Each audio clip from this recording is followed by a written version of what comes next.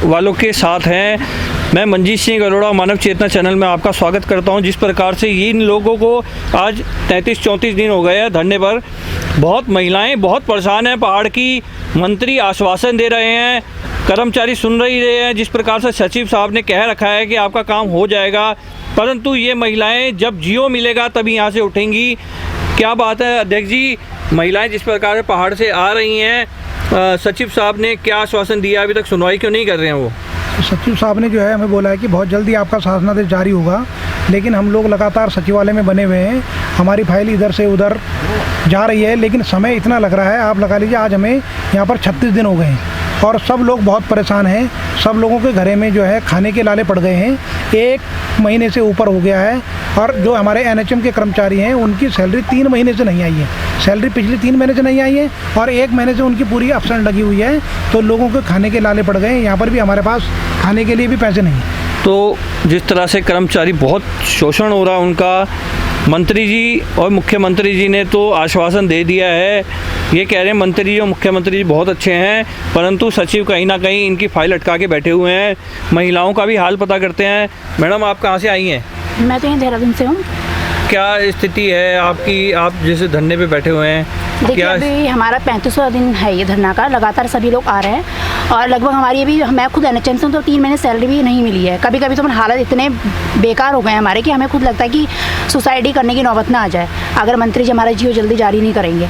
मंत्री जी, मुख्यमंत्री जी द्वारा तो हमें आश्वासन कई बार मिल चुका है कि तुम्हारा काम हो रहा है, लेकिन सचिव जी अब मतलब उन्हीं का बोल सकते, क्योंकि शासन तो उन्होंने निकालना है कि इतना मतलब लापरवाही क्यों हो रही है हमारे जियो। तो महिला जिस प्रकार से कह रही सुसाइड आने की नौबत आ गई है, सुसाइड ना करना पड़ जाए, 3 महीने से सैलरी नहीं मिली, घर का खर्चा नहीं चला पा रही, महिला पुरुष यहाँ सभी का ये हाल है। किसी के 2 बच्चे हैं, किसी का 1 और कोई कवारा भी है। तो स्थिति इतनी ख़राब है उनकी आर्थिक स्थिति और मानसिक स्थिति से भी ये बहुत गुजर रहे हैं। तो मैडम, किस प्रकार से घर का खर्चा चला रहे हैं आप? देखिए घर में तो अभी ये है कि पहले तो दोनों ही होते हैं, हस्बैंड वाइफ कमाने वाले, तो आराम से हो जाता है। अब हस्बैंड कमाएंगे तो कितनी होती हैं, बच्चों की फीस है, खाने का है, घर का किराया है, हर चीज़ की जिम्मेदारी होती है। तो एक इंसान की अब इतनी सैलरी तो यहाँ देहरादून में है नहीं कि जो हम आराम से अपना और मतलब जीवन व्यतीत करें। हर इंसान अपनी सैलरी में डिपेंड है और लगातार हमारी 3 महीने सैलरी कितनी मिलती होगी आप लोगों को? हमें 20-22 करीबन है महीने की, पर उस वही है, बच्चों की फीस इतनी ज़्यादा, महंगाई इतनी ज़्यादा, सैलरी तो उस हिसाब से कुछ भी नहीं है। तो जिस प्रकार से 20-22 हज़ार की सैलरी में ये लोग अस्पतालों में या पहाड़ की स्वास्थ्य सुविधाओं को देख रहे हैं, उसके बाद भी उनकी सैलरी तो क्या वो भी रोक दी जा रही है। दूसरा, इनका काम जो जियो के लिए बैठे हुए हैं, महीने से ऊपर का समय हो गया है, एक ग्राउंड में बैठे हुए हैं और रात दिन यहीं बैठे रहते हैं महिला पुरुष, और स्थिति बहुत ख़राब है। पहाड़ के युवा जिस प्रकार से उन्होंने अपने उत्तराखंड की मांग की थी, उत्तराखंड बना, पर उनके सपने बिल्कुल साकार नहीं हो पा रहे हैं। जिस प्रकार से मुख्यमंत्री धामी जी जीत के आए, इनको लगी कि हाँ भाई धामी जी अब इनका काम करेंगे। भले मुख्यमंत्री जी ने अच्छा मतलब आश्वासन दिया है और सॉफ्ट कॉर्नर दिखाया इनके लिए, परंतु सचिव कहीं ना कहीं इनकी फाइल अटका के बैठे हुए जो पहाड़ की जवानी को ख़राब कर रहे हैं। अध्यक्ष जी, अगर अभी भी सुनवाई नहीं होती आपकी, तो आगे आपके साथ जो लोग जुड़े हैं, आप क्या कदम उठाएंगे? देखिए हम लोग बहुत परेशान हैं और मानसिक रूप से जब आदमी परेशान होता है तो कुछ भी डिसीजन ले सकता है। यहाँ पर जैसे हमारी एक बहन ने कहा कि वो लोग इतने परेशान हो चुके हैं कि उन्हें अब सुसाइड के अलावा कोई चारा नहीं दिख रहा है। उसी प्रकार हम लोग भी बहुत क्षुब्ध हैं, बहुत हताश और निराश हैं कि जब हमारे मुख्यमंत्री जी ने और मंत्री जी ने काम कर दिया है तो शासन को काम करने में इतनी देरी क्यों लग रही है। और अगर हमारा काम नहीं होता है तो उसका जो भी यहाँ पर दुष्परिणाम निकलेंगे उसके लिए सरकार और शासन प्रशासन जिम्मेदार होगा।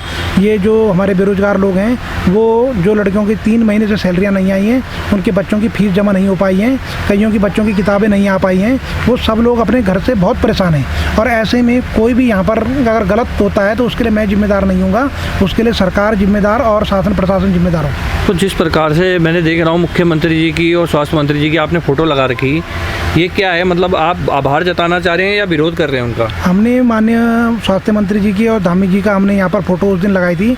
हमने यहाँ पर सुंदरकांड किया था और माननीय मुख्यमंत्री जी का और स्वास्थ्य मंत्री जी का धन्यवाद किया था कि आपने वर्षवार भर्ती कर दी उन्होंने हमारी पीड़ा को समझा और वर्षवार कर दी। तो नाराज आपके विभाग के सचिव से हैं? हम लोग अधिकारियों से परेशान हैं, अधिकारियों से नाराज है कि अधिकारी लोग काम क्यों नहीं करते और काम जल्दी हमारा जो होना चाहिए था, जो कि आपको पता है कि हॉस्पिटल और नर्सेज का काम बहुत अति आवश्यक सेवा में आता है। ये किसी पटवारी या किसी पुलिस की भर्ती नहीं है या किसी आप टीचर की भर्ती नहीं है। चलिए आप बच्चा अगर 1 साल भी नहीं पढ़ेगा अगले साल, लेकिन अगर पेशेंट कोई हॉस्पिटल में आता है उसे उस समय इलाज नहीं मिलेगा, वो तो मर जाएगा ना। उसे अगले साल तो नहीं मिलेगा कि अगले बार आ जाना, तब तक स्टाफ नर्स की भर्ती हो जाएगी और डॉक्टर की भर्ती हो जाएगी। आप ऐसा काम करना 6 महीने बाद इलाज करने आना, तो यहाँ पर तो स्थिति बड़ी ख़राब है। जिस पहाड़ में 2-2 3-3 लोग एक अस्पताल को संभालते हैं, वो लोग भी यहाँ बैठे हैं। मुख्यमंत्री जी से ने कोई नाराज़गी नहीं है, मंत्री जी से इनको कोई नाराज़गी नहीं है, परंतु इनका कहना है कि मुख्यमंत्री जी द्वारा इनको डांट लगानी चाहिए अधिकारियों को कि हाँ भाई इनका काम क्यों लटका रखा, इनका जियो क्यों नहीं देते, जिससे कि महिलाएं अपने घर जा सकें, काम कर सकें। अध्यक्ष जी, अभी भी अगर काम नहीं होता आपका तो क्या आप करेंगे? अगला कदम क्या होगा आपका? देखिए, हम लोग अब बहुत जल्दी जो है हम सचिवालय घेराव करेंगे। हम अब जो है पहले हमने जो है सरकार का घेराव करा और हम शासन प्रशासन का घेराव करेंगे। और मैं आपके चैनल के माध्यम से यहाँ पर बताना चाहूँगा कि पूरे प्रदेश से बच्चे आके अब सचिवालय का घेराव करेंगे और अब हम जो है सचिवालय के बाहर ही इस तरह बैठेंगे और हमारा डेरा वहीं लगेगा। कितने कर्मचारी हैं आप जो इस चीज़ से प्रभावित हैं? हम लोग जो हैं अभी जिन बच्चों ने 9000 बच्चों ने फॉर्म भरा हुआ है, तो 9000 बच्चों में ये मान लीजिए 3000 का सिलेक्शन होना है। और हम लोग जो संविदा NHM में लगे हुए 600 लोग पूरे प्रदेश में हैं, लेकिन हमारे साथ प्राइवेट वालों का पूरा सहयोग है और वो लोग भी आएंगे। हम बहुत जल्दी सचिवालय घेराव करने वाले हैं, इसलिए आप लोग समझ लीजिए कि हमारा जीव अगर जल्द नहीं आया, यह आंदोलन उग्र होगा और उग्र में आदमी कोई भी डिसीजन ले सकता है। अगर किसी ने कोई गलत कदम उठा दिया तो उसके लिए शासन प्रशासन जिम्मेदार होगा। तो महिलाओं की तरफ आते हैं, जिस तरह से अपनी बहन से हमारी बात हो रही थी, वो ये कह रही हैं कि अगर नहीं सुनाई दी तो मतलब अगर हमारी सुनवाई जल्दी नहीं हुई तो आत्महत्या के लिए मजबूर हो सकती हैं। तो कैसे आपको ये विचार आया इतना कि जिस आत्महत्या के लिए मजबूर होगी, क्यों इतना बड़ा विचार आ रहा है आपके दिमाग में? नहीं, मतलब मेरा ही क्या, मतलब मोस्टली यहाँ पे जितनी भी फीमेल्स हैं सब यही सोच रही हैं कि अगर इतनी ही मतलब सरकार को हमारे साथ इतना नाइंसाफ़ी करनी है, आखिर क्यों कर रही हैं। हम सब ने भी ट्रेनिंग करी हुई है, मोस्ट भी 12-15 साल से अपनी सेवाएं दे रहे हैं, पहाड़ों में दे रहे हैं। और मतलब वहाँ पे इतनी कुछ स्थिति होती हैं, परिस्थिति होती हैं कि वो सब उनसे मतलब घेर के अपनी नौकरी में जाती हैं। ऊपर से यहाँ पे ऐसे भी हैं कि कितने मेल फीमेल मतलब मैरिड कपल्स हैं जो दोनों इसी प्रोफेशन में हैं और दोनों भी 3 महीने से लगा लीजिए सैलरी नहीं आई है, तो उनका घर कैसे चल रहा होगा।